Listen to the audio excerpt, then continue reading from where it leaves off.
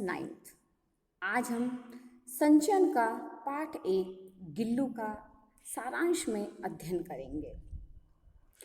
गिल्लू की लेखिका महादेवी वर्मा है।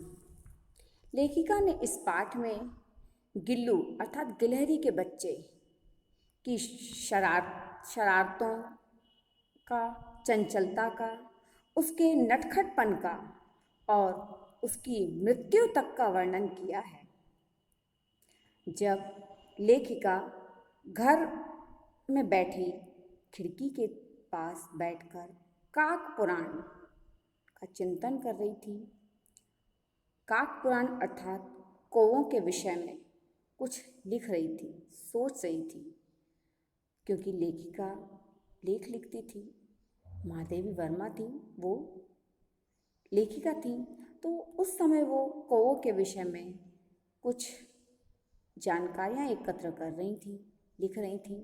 तभी उनका ध्यान अचानक खिड़की से बाहर गया और उन्होंने देखा कि दीवार और गमले से चिपटा एक लघु प्राण, छोटा सा जीव अर्थात गिलहरी का बच्चा पड़ा हुआ है और कौवे उसमें अपना भोजन खोज रहे हैं।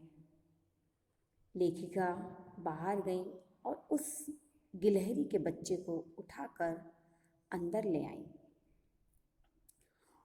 कौवे के विषय में वो सोचने लगी, ये कौवे भी कितने अजीब प्राणी होते हैं।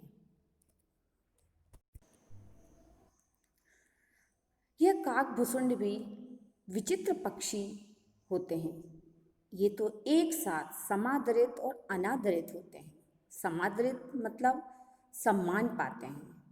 सम्मान पाना कौवे को मतलब होता है कि जब हम श्राद्ध के माह में हम इन कौवों को भोजन कराते हैं, खाना खिलाते हैं, केवल ये सोचकर कि ये हमारे पूर्वज हैं। पूर्वज अर्थात जो हमारे बीच आज नहीं हैं, हमारे जो अपने हैं, उनके रूप में ये कौवे को मानते हैं और उनको श्राद्ध के माह में खाना खिलाते हैं। अनादरित का मतलब है कि हम उनका अनादर करते हैं, अर्थात उनकी कर्कश आवाज़ के कारण वो हमें अच्छे नहीं लगते, काले होने के कारण वो हमें भाते नहीं हैं।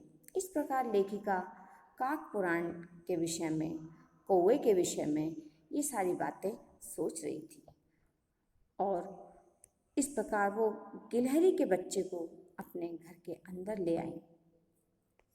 उस घायल गिलहरी के बच्चे को उन्होंने पेनिसिलिन का मलहम लगाया और 3 दिन उसका उपचार किया।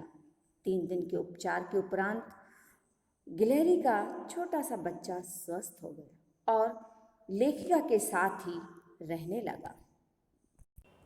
उस उपचार में लेखिका को थोड़ी मेहनत भी करना पड़ी, क्योंकि वो एक छोटा सा लघु प्राण था और बेहोश अवस्था में था। उसे कुछ उसके मुंह में दूध और पानी डालने की कोशिश की गई लेखिका ने, लेकिन उसके मुंह में कुछ भी नहीं गया। कारण था कि वो बेहोश था। बहुत मेहनत के बाद रुई की एक पतली सी बत्ती बनाकर लेखिका ने उसके मुंह में कुछ बूंदें पानी दूध की डाली और वो होश में आया। इस प्रकार लेखिका ने उसे स्वस्थ किया। अब वह लेखिका के साथ ही रहने लगा। लेखिका उसे अपने साथ रखने लगी। गिल्लू को लेखिका की आदत लग गई। गिल्लू का प्रिय भोजन था काजू, उसे जो बहुत अधिक प्रिय था। लेखिका के साथ वो शरारतें करता। लेखिका जब कुछ लेखन कार्य करती तो वो पर्दे के ऊपर चढ़ जाता और फिर सर से पर्दे के नीचे आता और ये क्रियाकलाप उसका तब तक चलता जब तक लेखिका उसकी ओर ना देख लेती।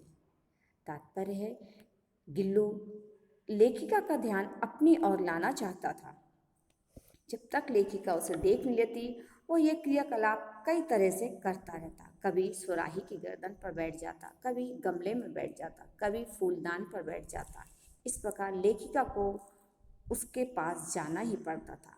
लेखिका फिर उसे उठाकर एक लिफाफे में रख देती, पिछला शरीर लिफाफे के अंदर कर देती, अगले दो पंजे और उसका मुंह बाहर रहता। इस प्रकार गिल्लू टकटकी लगाए लिफाफे में से लेखिका को देखता रहता। गिल्लू के जीवन का प्रथम वसंत आया तो गिल्लू खिड़की से बाहर अन्य गिलहरियों को देखने लगा। उसे इस प्रकार देखते रहने से लेखिका ने सोचा, इसे भी बाहर जाने की इच्छा होती है, अपने जैसे गिलहरी के बच्चों के साथ खेलने का मन होता है। लेखिका ने खिड़की का एक कोना खोल दिया, जिससे गिल्लू अंदर बाहर होने लगा। लेखिका किसी कार्य से बाहर जाती, दफ्तर जाती, तब गिल्लू भी उस खिड़की के कोने से बाहर चला जाता और जब लेखिका आती तो वो उसी जाली के कोने से अंदर आ जाता। इस प्रकार लेखिका ने गिल्लू को मुक्त किया और मुक्त होकर गिल्लू ने राहत की सांस ली। लेखिका का जब एक बस दुर्घटना से, मोटर गाड़ी से एक्सीडेंट हो जाता है, वो दुर्घटनाग्रस्त हो जाती है, तब वो अस्पताल में भर्ती रहती है और यहाँ गिल्लू अकेला घर पर रहता है। गिल्लू के खाने की व्यवस्था उसके लेखिका के जानने वाले करते हैं। उसको कुछ काजू, बिस्किट वगैरह लेखिका की अनुपस्थिति में देकर आते हैं, लेकिन गिल्लू को तो लेखिका की कमी महसूस होती है, जिसके कारण वो अपना प्रिय भोजन काजू भी नहीं खाता। और लेखिका जब अस्पताल से थोड़ी सी स्वस्थ होकर घर आती है, घर लौटती है, तब गिल्लू उसे देखते ही खुश हो जाता है और सर से पंजे से लेके उसके कंधे तक चला जाता है। लेखिका जब उसकी टोकरी देखती, जिस टोकरी में वो रहता था, उसका घर था, वो टोकरी देखती है तो जितने दिन लेखिका नहीं थी उतने दिन के काजू उस टोकरी में पाती है। तब वो समझती है कि गिल्लू को भी मेरी अनुपस्थिति महसूस हो रही थी। फिर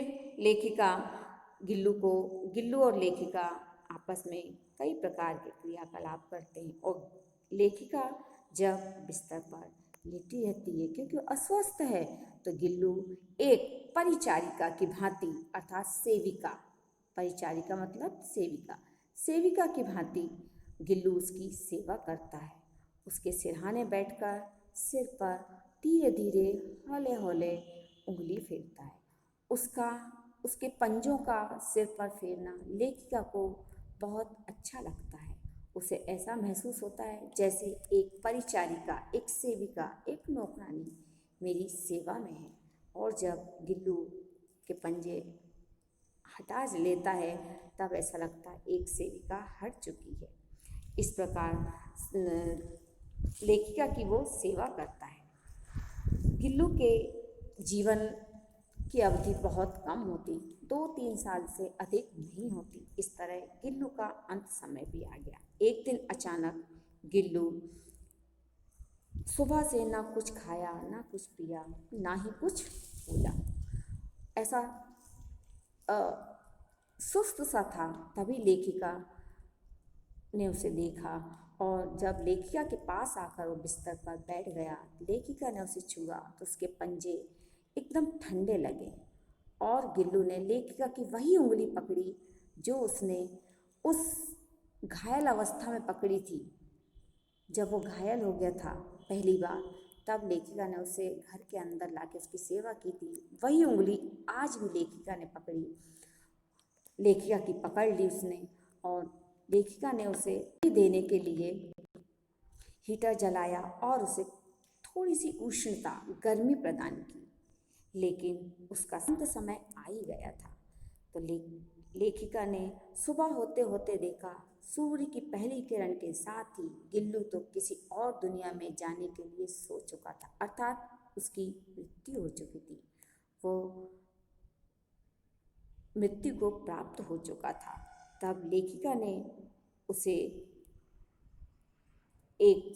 वही सोन जूही के पेड़ की मिट्टी में गड़ा दिया, जहाँ वो अपनी चंचलता बिखेरता रहता था, अपने साथियों के साथ खेलता रहता था, और उसी मिट्टी में उसको दबा दिया। उसे विश्वास था कि एक दिन इस सोन जूही में एक पीली कली खिलेगी जो जो गिल्लू याद दिलाएगी। इस प्रकार कहानी समाप्त होती है। धन्यवाद। अब इस कहानी के बाद आप सभी छात्र PDF में इसके क्वेश्चन आंसर दिए हुए हैं, जो आपको होमवर्क के रूप में अपनी कॉपी में लिखना है, कॉपी पूर्ण करना है और फिर मुझे चेक कराना है अपना मैसेज व्हाट्सएप भेजकर।